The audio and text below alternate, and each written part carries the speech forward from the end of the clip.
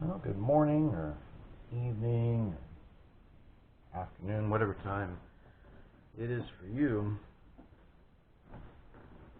Today, if you look on the schedule and the syllabus, we're right on schedule.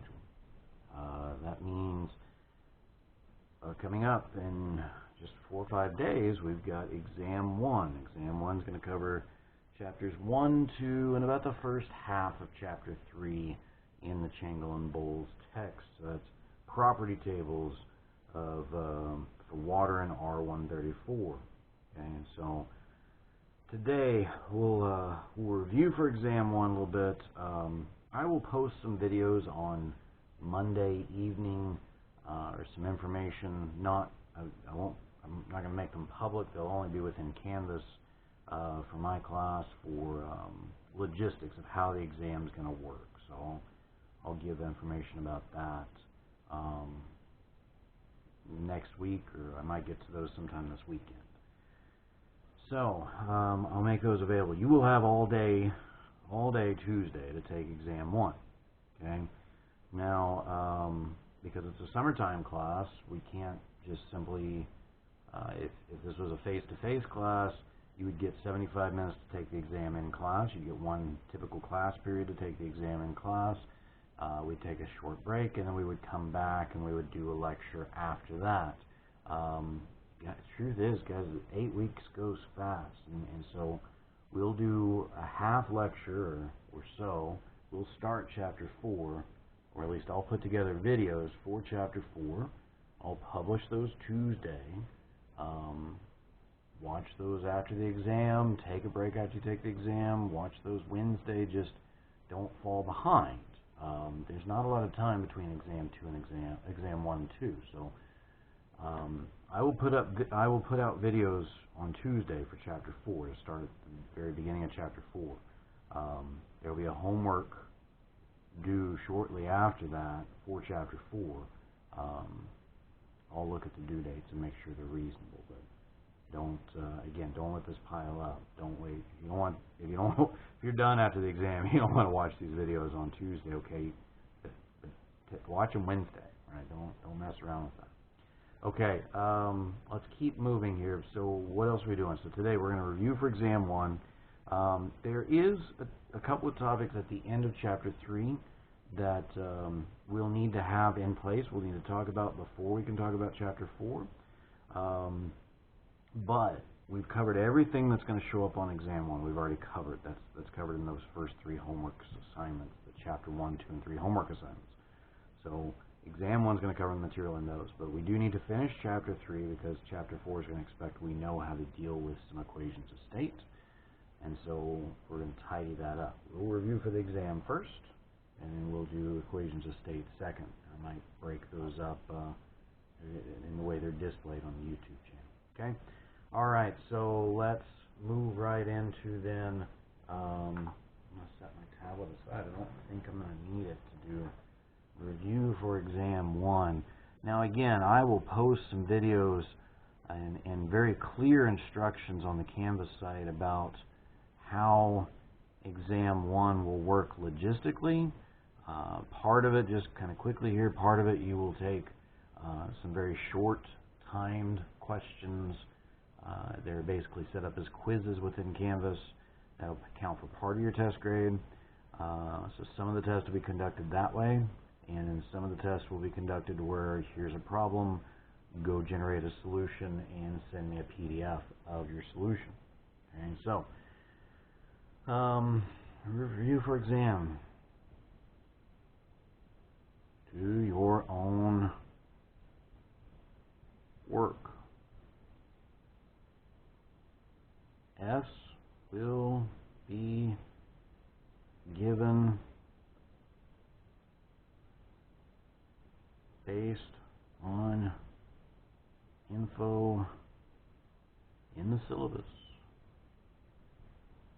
Make sure you are familiar with what the syllabus says about how I will grade exams. Moral of the story is if your exam matches very closely in format and design, if your solution matches very closely to something I find on the internet, or if it matches very closely to another student in the course. Those are very easy for me to grade. You won't get much credit, if any. You might get some of the credit for some of the stuff in Canvas, and you might get a warning, but I don't know. It is within the scope of the syllabus to just give you a 0 on the entire exam, even if it's just one problem. Unless it's blatant, I may not go to that extreme, but you will be heavily penalized if you don't do your own work. Now, I don't know. If you have concerns, if you have questions, if you're not clear about something, send me an email, contact me. Let's make sure it's a lot easier to get that ironed out ahead of time, because after the fact, there's not going to be. I've had people go down this path, and after it happens, I'm going to say, no, these are the rules going into it. You knew the rules, or you should have known the rules going into it.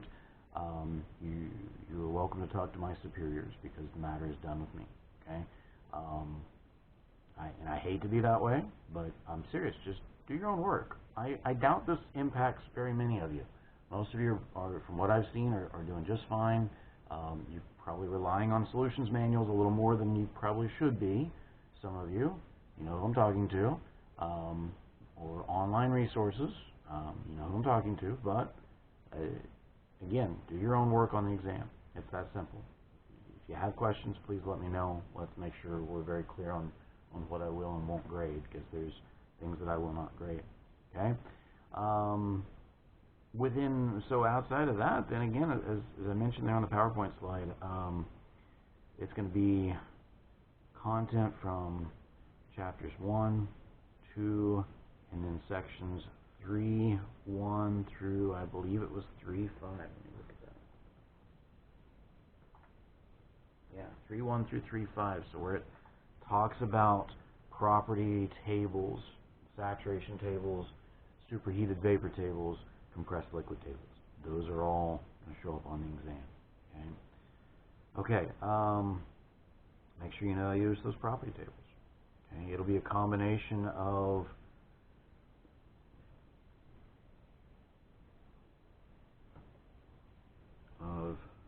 short timed questions in Canvas and long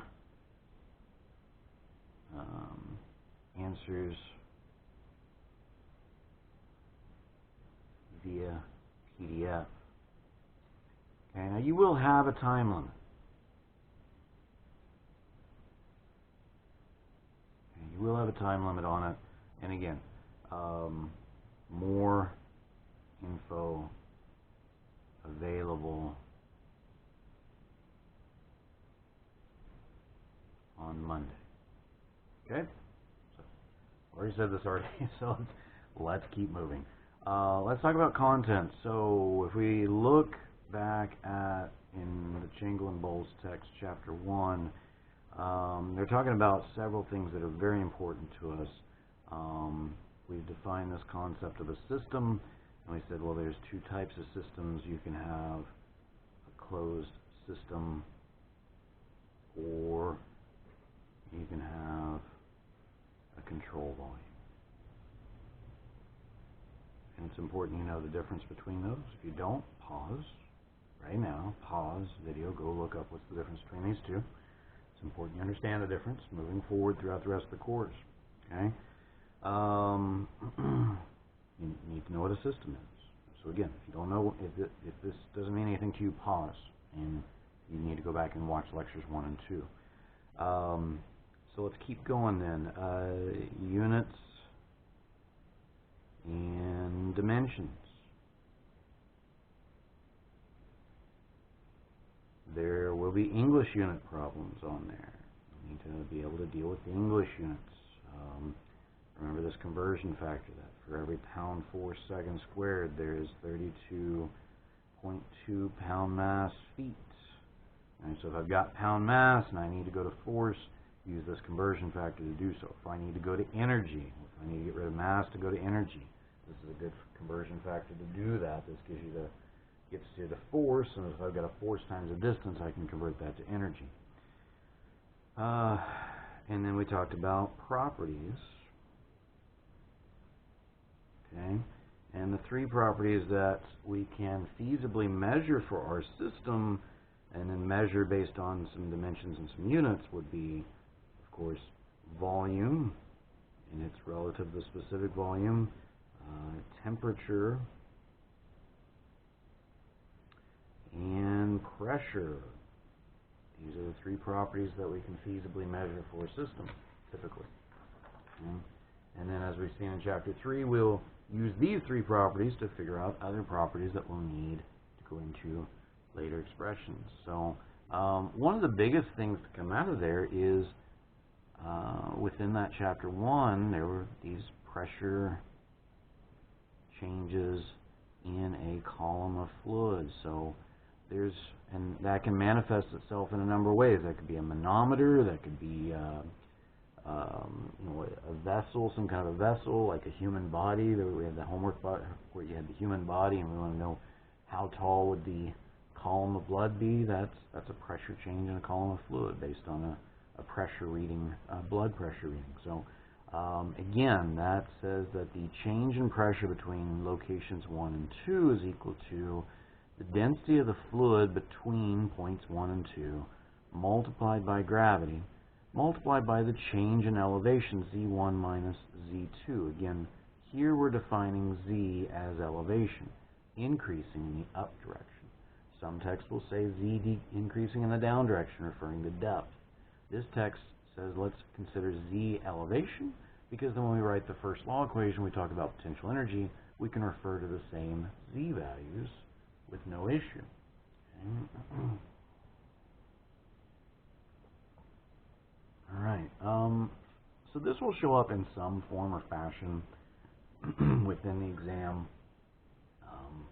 It could be a typical manometer problem.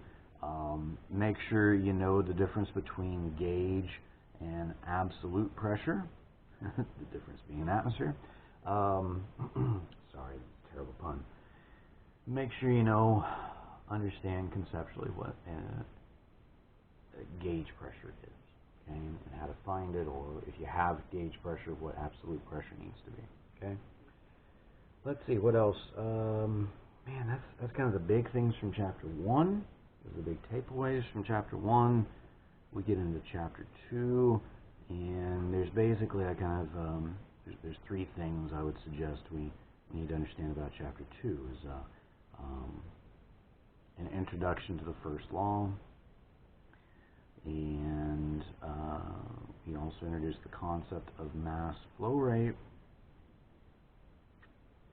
and then finally there is the idea of efficiency. So those are kind of the three main things that are going to come out of Chapter 2. So if we start with, we could start with the mass flow rate. Let's just knock that guy right out. So just reintroduce that concept. M with a dot above it, and this is true in most thermo texts. This is the text we use. We'll use an M dot nomenclature. We use an M dot nomenclature. So an M with a dot above it, that means that is mass per unit time. Right? So any variable with a dot above it is being measured per unit time. M dot is no different. That's mass per time. M dot can be found in a number of ways. I can take the density of the fluid, which is mass per unit volume, and multiply it by another quantity with a dot, V dot, that is volume with a dot above it, so that is volume per time. So if I take mass per volume multiplied by volume per time, that gives me mass per time. And I can also say that's equal to density, and what I can do is I can find this V dot by multiplying the area of a conduit through which fluid is passing, multiplied by the average speed at which that fluid flows through. And that's an okay stopping place. We'll pick up there. You guys can hear a pop.